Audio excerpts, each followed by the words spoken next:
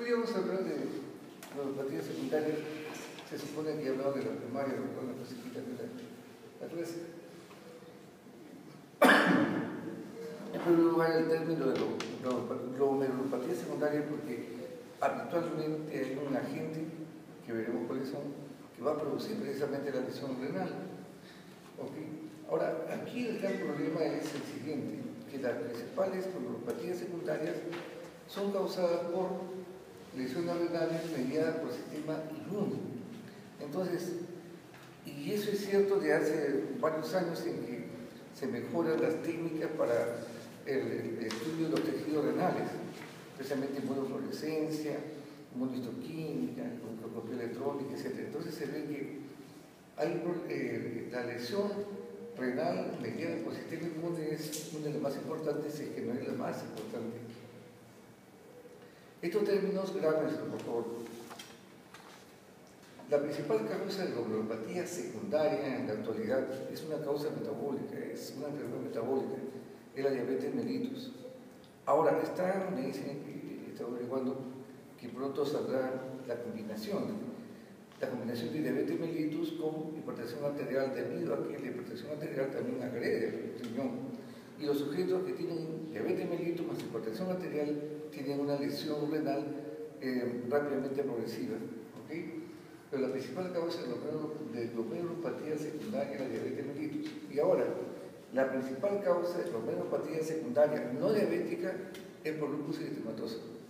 Entonces, dos cosas claras: diabetes mellitus es la principal causa de glomerulopatía secundaria, y la principal causa de glomerulopatía no diabética es por lupus eritematoso. Siguiente, por favor. Y así tenemos que casi todos los estudios en relación a hacer una clasificación de glomerulopatía secundaria se ha hecho estudiando lupus eritematoso, porque esta es una enfermedad que presenta varios estadios cuando agrede el riñón. Y por eso se dice que esta es una enfermedad autoinmune que se va a caracterizar por depósito de complejos inmunes. Esa es una de sus principales características. Y además que va a haber infiltración de las células inflamatorias de distintos órganos, no solamente de la membrana basal glomerular, sino los depósitos inmunes también van a ser en otras serosas, por ejemplo, en pleura. Incluso puede dañar meninges. Entonces, la idea acá es mencionar de que, si bien es cierto, vamos a ver desde el punto de vista renal, hay que recordar que también todos estos depósitos pueden producirse a nivel sistémico, puede afectarse otros órganos. ¿Okay? Generalmente, para el diagnóstico de glomerulopatía secundaria por lupus eritematoso existen algunos datos. La proteinuria es uno de ellos. Eso no ha cambiado desde hace años.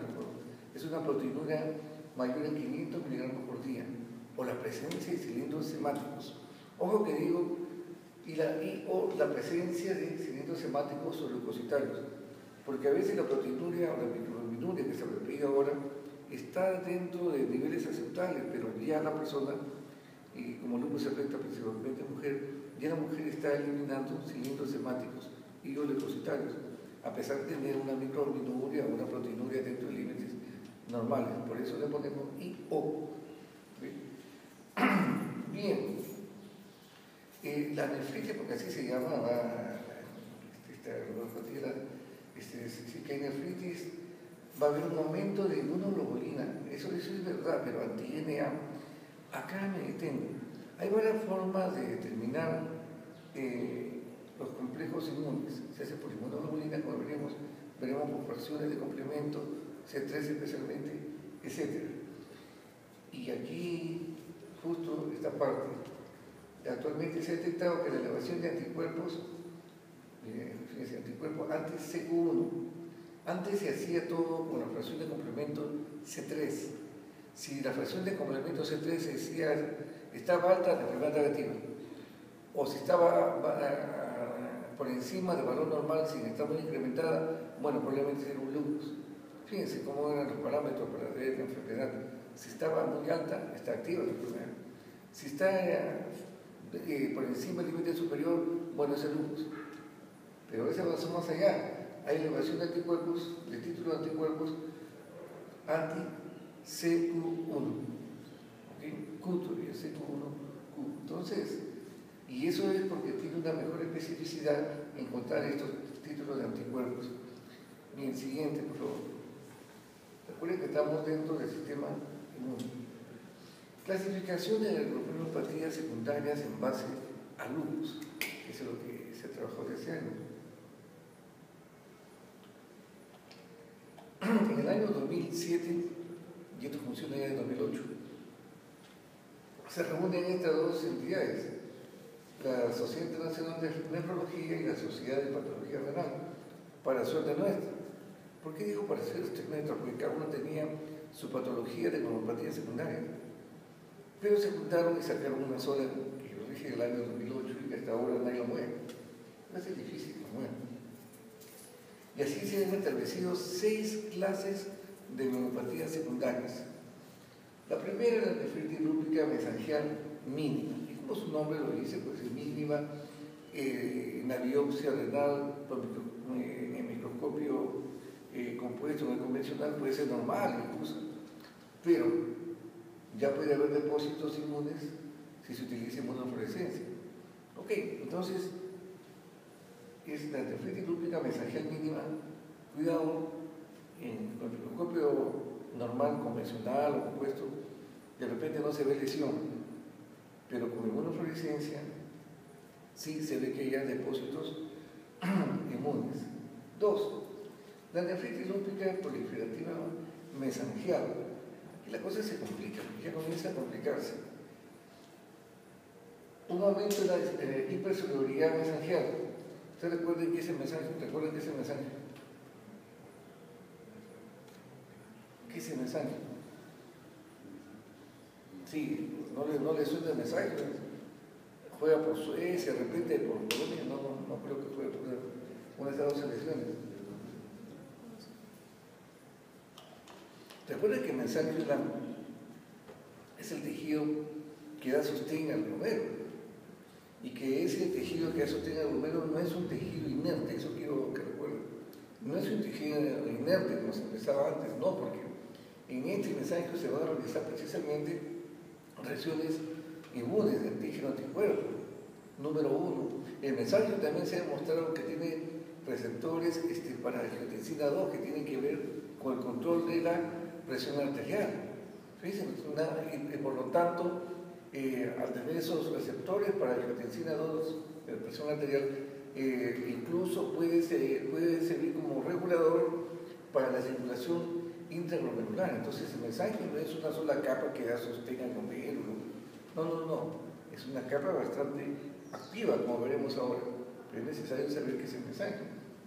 Entonces, en esta nefritis lúpica proliferativa mesangial, clase 2, hay hipercelularidad mesangial. Dice pura de cualquier grado. Ok. Y ahí viene, con depósitos inmunes mesangiales. Y recuerden que estos depósitos inmunes van a ir aumentando.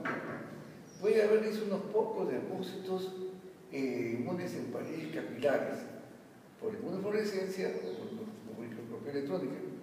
Pero eso no se observa por microscopio convencional. ¿Ok? Entonces, a partir de ahora, vamos a ver compromiso especialmente de mesangial. Siguiente, por favor. 3. La 3 tiene varios subtipos, pero ¿por qué se caracteriza? Miren, hay una glomerulonefritis al interior o al exterior del capilar, del penacho capilar. Comienza entonces aquí a complicarse el problema. Sí, la suerte es que, como dice ahí, puede afectar a menos del 50% de todos los glomérulos. Ok, con depósitos inmunes subendoteliales. Bien, y este detalle, puede o no puede haber alteraciones mesangiales. Quiere decir entonces que esta nefritis lúpica focal, como su nombre lo dice, ya afecta al penacho glomerular especialmente, pero no compromete a más del 50% de los capilares. ¿Ok? Es un dato interesante. ¿Por qué razón? Porque vamos a tener subtipos, subclases. La clase 3A con lesiones activas. ¿Ok? La pregunta que te reporte de atrás, ¿por qué está cerrada, creo?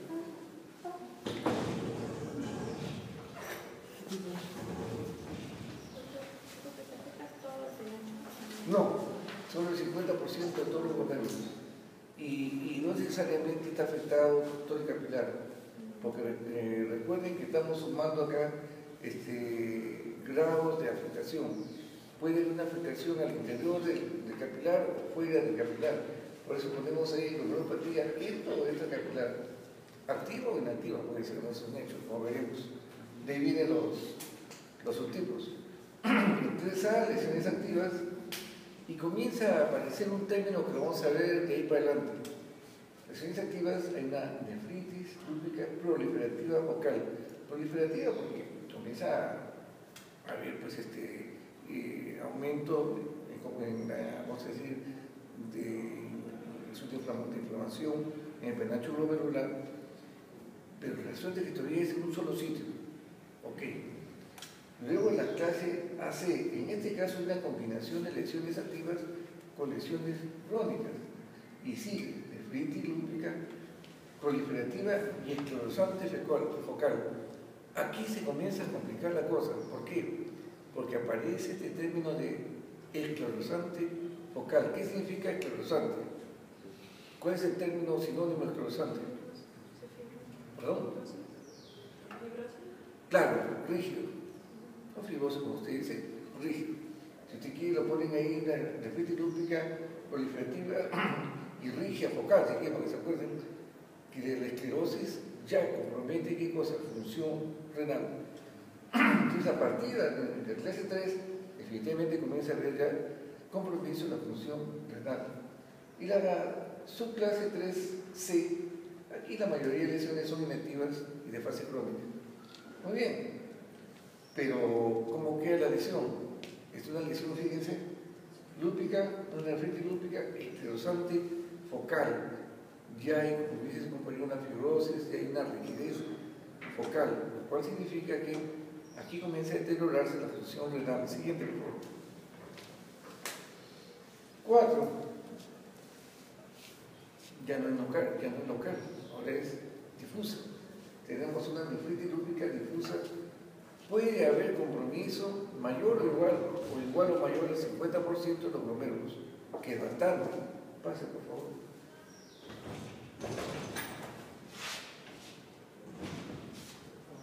Bueno, no se siente lejos, ¿no? Entonces, la nefritis lúpica difusa va a haber compromiso igual al 50%, o puede ser mayor compromiso al 50% de los glomérulos.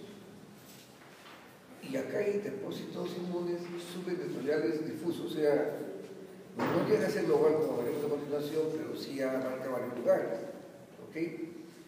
Y acá está el dato. Puede haber o no puede haber alteraciones mensajeras. Eso es parte buena, como veremos. Ahora, tenemos una difusia segmentaria, o sea, tiende a ser focal. ¿Ok? Muy bien. O una difusa global. Eso nos va a dar, por supuesto, la microscopía electrónica, nos va a decir o es difusa segmentaria o es global. Recuerdo mucho que cuando nosotros nos decían, si en la biopsia ustedes encuentran asas de alambre, que no son sino lesiones esclerosantes en aumento, ¿sí? Las lesiones esclerosantes en aumento, esas denominadas asas de alambre antes eran consideradas lesiones patognomónicas de lupus. ¿De acuerdo? No, ahora no es nada patognomónico en medicina.